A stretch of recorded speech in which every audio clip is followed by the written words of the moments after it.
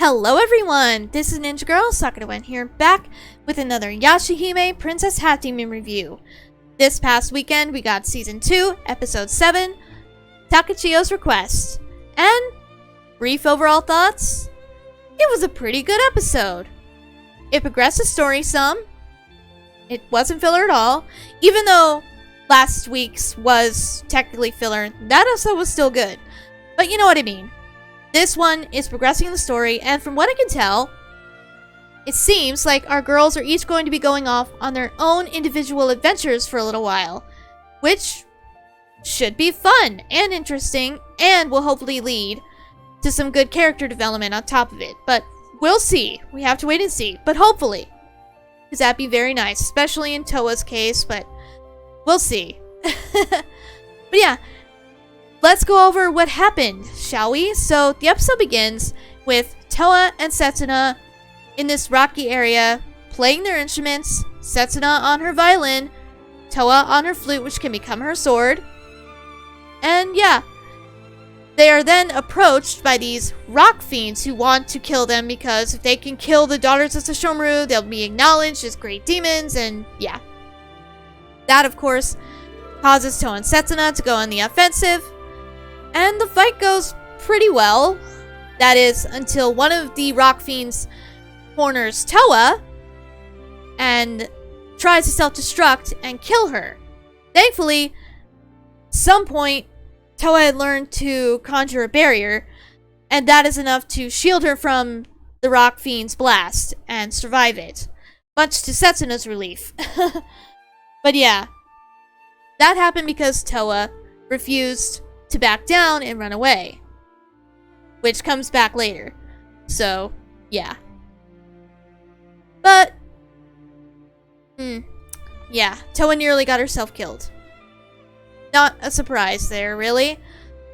But, yeah, at seeing this, Setsuna decides to approach Towa and say, maybe you should go back to your own time. I'll save Mother myself, and I can take down Kitamaro myself. It might be best if you go home.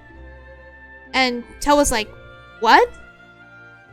Then they are interrupted, however, by the rock fiends not actually being totally destroyed. They're just miniature versions of themselves now, and they swear they'll be back and swear revenge.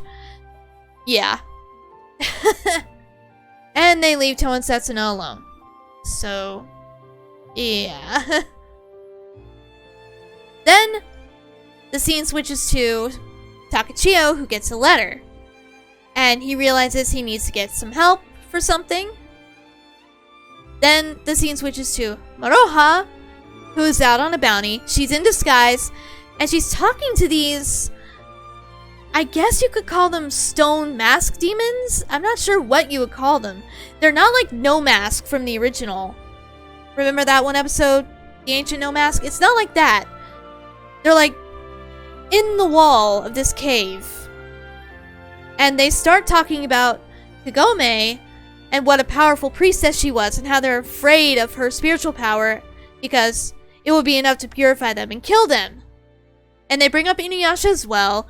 And they bring up that, of course, Kagome has a daughter with Inuyasha.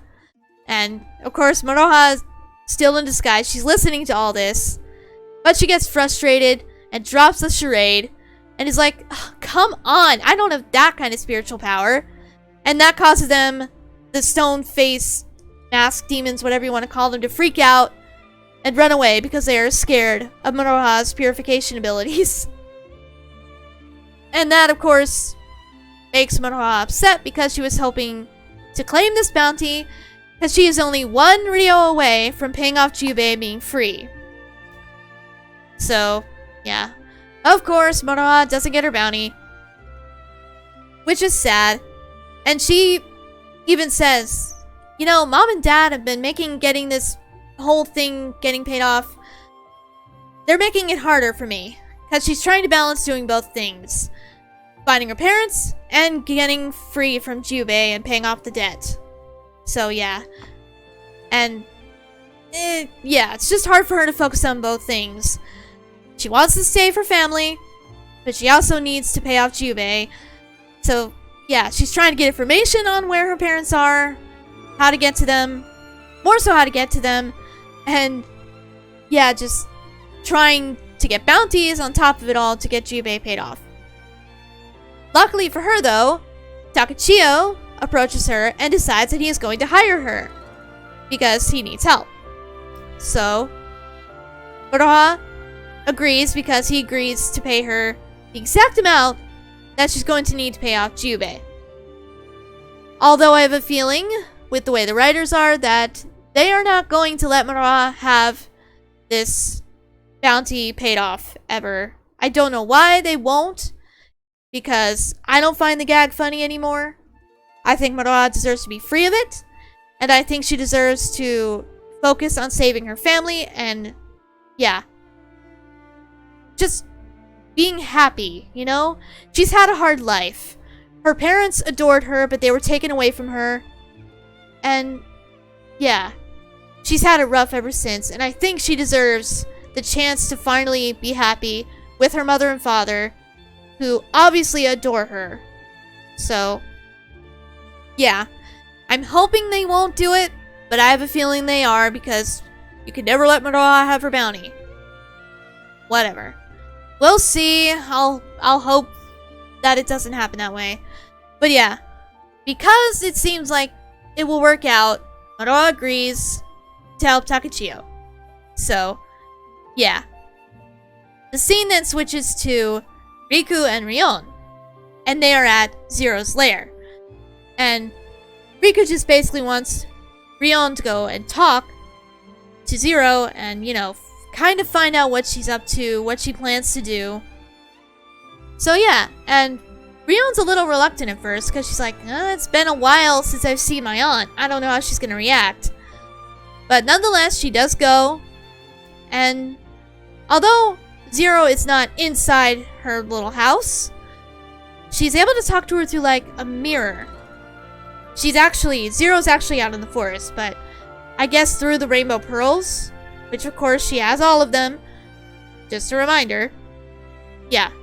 She's able to conjure a portal and talk to Rion.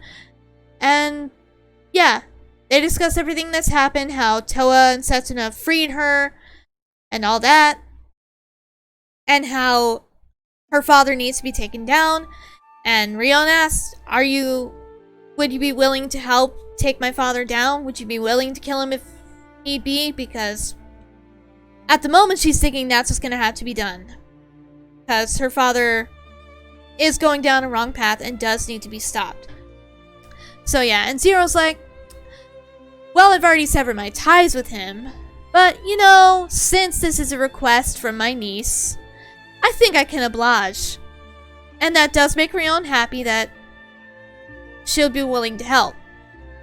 But Zero then reveals that she does know Riku is there with her. And that next time he tries to do something like this, and next time he sees Towa, she's going to be dead. Ugh, not good. So yeah. Not good at all. But nonetheless, Rion goes and reports everything back to Riku, who is a bit worried now, and decides that they need to go and talk to Towa and warn her to be even more careful, because Zero is obviously out for blood. So, yeah. Yeah. The situation is not looking so good right now. But, yeah. Then we see Towa and Setsuna again, playing their instruments, talking a little bit, you know. And then we also see Hisui and Kohaku, who want to take Towa and Setsuna on a mission that they need to go to. But they both realize, Kohaku and Hisui, they both realize that while Setsuna would be fine on the mission, Towa would not be, because she never backs down. She never knows when to run to keep herself alive. So, yeah. They decide that they need to help her and try to help her learn when it's okay to back down and run away. So yeah. And Hisui does this by throwing his Hadai coats at Towa, and she's able to dodge it, but she's of course startled and is like, what the heck are you doing? And they explain to her what they're up to. That they want to teach her that it's okay to back down sometimes. And she does agree to give it a shot, and Kohaku steps in and decides to start teaching her a little bit. Of course it won't happen overnight, but they do agree to start trying to teach her. And then the scene switches to Moroha on Takechiyo as they arrive at an island. Takechiyo's island that he apparently used to be the lord of. So, somebody clearly has taken over, and that's what he needs help from Moroha for. So, yeah. They arrive on the island, and they are greeted by none other than Hachi! Hachi's finally back. And he, of course, is very nice to Takechiyo and says, hello, young lord. And Takechiyo says, hi. And ex-young lord. And he explains that he had brought help so that they can get rid of the invaders on the island, and, well, Takechiyo can be the lord of it again. So, yeah. We did know already Takechiyo was part of a prestigious family. So, yeah. And he then introduces Moroha, and she says, hiya. Yeah, I'm Moroha the Demon Slayer. Nice to meet ya. And Hachi freaks out and is like, oh my gosh, Moroha! Ah, it's you! I can't believe it's you! I took you to the Wolf Demon Tribe when you were a baby! I haven't seen you since then! Oh my goodness! And that, of course, prompts Moroha to ask, wait a minute, that must mean you knew my mom and dad! And Hachi says, yeah, I did. And he explains that he thought that Inuyasha and Kagome were both dead, because they hadn't been seen since the night Hachi had taken Moroha away. And that might explain why no one else had gone looking for them either. They may have thought that they were dead, but they're not. But, of course, Moroha, at hearing the fact that they might be dead, starts to tear up a little bit, which was heartbreaking. But they're obviously not dead. They're just trapped in that land, inside the Black Pearl, and can't get out. But yeah. Moroha tears up at it nonetheless, though, and yeah, it's sad. But she perks up right away and says, oh, don't worry, I'm fine. So, what do you need help with? And they explain, you know, they need her to go to this tower and kind of help get rid of these demons with her spiritual power. And yeah. That way, they can get Takechiyo's land back. And she agrees to do it. Of course. Because she had already promised Takechiyo. And doesn't mind. And she wants her pay. So, yeah. We then see Kohaku still training Towa. And she's still not getting the idea of learning to dodge and learning when to run away. Because she still carries that guilt of letting go of Setsuna's hand. So, yeah. She refuses to get this lesson through her head. She's trying, but she just can't. And then Kohaku explains about the people that he had traveled with when he was younger. Sesshomaru and Kikyo. And how they never backed down and they ended up dead, kind of, because of it. And that the reason he was doing all of this was because he was worried about Towa. He didn't want her to end up dead. So, yeah. And Towa is touched by this and does start to understand that she has been a bit naive and that she does need to start learning when it's okay to back down. So yeah. And she does promise to take the lessons to heart and learn from them. And agrees that it would be best for Setsuna to go on this upcoming mission without her. And asks that they look after her. Which of course they will. They will. So yeah. Again, the scene switches back to Moroha's perspective. And we see this tower. And it's got like a guard right there. It's an eyeball thing guarding this tower. The raccoon tower, I think it's called, actually. And yeah, Hachi and Takechiyo are like, we better be careful and find a safe way around. But Moroha, being Moroha, and Inuyasha's daughter, decides that, we don't need to be careful. We can just go for it and run straight into it. But she didn't realize that this guard actually had a power that could freeze her in place. This eyeball thing has an ability that freezes her in place. And then a giant beam is sent her way. And that's the last we see of her in the episode. I'm sure she's gonna be fine. But, you know, poor Moroha. And then, finally, for the end of the episode, we see Towa and Setsuna again, playing their instruments. And Setsuna explains that she's going to be leaving the next day. And Towa agrees and understands. And once again says she's going to stay behind. And yeah, she won't be in her way. So yeah.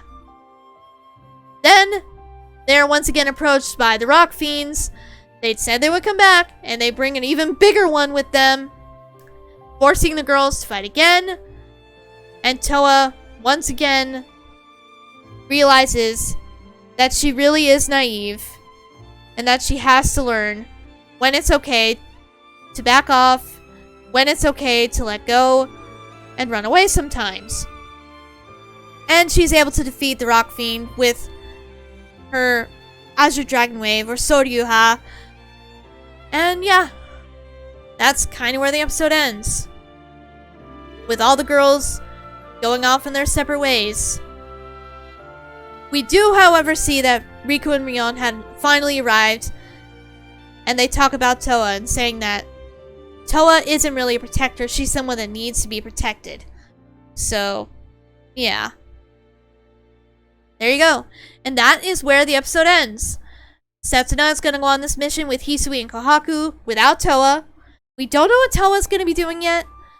Moroha is dealing with this mission for Takechiyo, which hopefully will go well. We'll see. And yeah, they're going to be off doing their own thing for a bit. So yeah, I think that will do it for this review though. Good episode. I'm looking forward to everyone's individual adventures. The next episode is going to be about Setsuna, that we could tell from the preview. And she's going to be trying to learn how to, you know, be more kind. You know, not as stoic and, what would be a good word for it? Standoffish?